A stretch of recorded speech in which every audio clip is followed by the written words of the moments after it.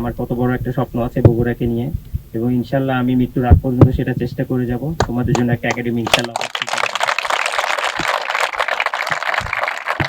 এবং সেখানে যেন তোমরা 12 মাস ট্রেনিং পাও, 12 মাস যেন ফ্যাসিলিটিস পাও, শুধু সিজনে না অফ সিজনেও যেন তোমরা প্র্যাকটিস করতে পারো মন খুলে। এমন কোনো স্টেডিয়াম বা ইনডোর হবে না যেখানে তোমরা ঢুকতে পারো না, সারা সবসময় তোমাদের জন্য খোলা থাকবে ইনশাআল্লাহ। এবং আমি আশা করব এখানে যারা কোচেস আছে এবং তারা যেরকম অক্লান্ত পরিশ্রম করছে, এবং তারাও ইনশাল্লাহ চেষ্টা করবে তাদের দিক থেকেও যেন আমাদের বগুড়া থেকে আরো বেশি বেশি প্লেয়ার যেন বাংলাদেশকে রিপ্রেজেন্ট করতে পারে।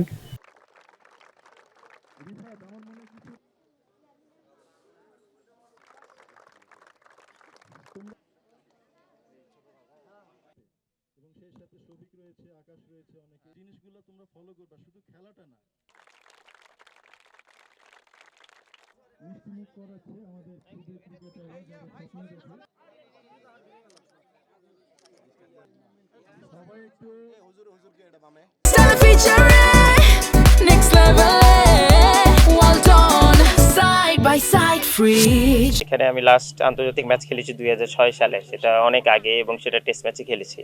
তো এরপরে আমার মনে হয় যে এই মাঠটা এখন এত সুন্দর, এবং এই বগুড়ার উইকেট আমার কাছে মনে হয় এর আগে যারা এখানে খেলেছে, শুধু আমি না, তামিম বলেন, হৃদয় বলেন, ওরা যারা এখানে খেলেছে সবাই বলেছে। এবং এর আগে যখন সেভারাল টাইমস আপনার প্রিমিয়ার লিগেও একসময় এখানে হয়েছে 300+ রান, 320 রানসও চেঞ্জ হয়ে গেছে।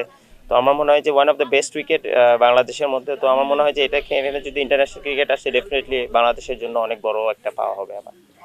না না, এটা তো অবশ্যই সম্ভব, এটা তো আসলে একটু প্ল্যানিংয়ের ব্যাপার, এবং এটা আমার মনে হয় যে শুধু মাঠ আর উইকেট থাকলে আপনার হবে না। এখানে পারিপার্শ্বিক অনেক জিনিস আছে, ফ্যাসিলিটিস লাগে, যেগুলো হোটেল লাগে অনেক, তারপরে দেন আপনার একটা এয়ারপোর্ট হলে তাদের জন্য সুবিধা হয়।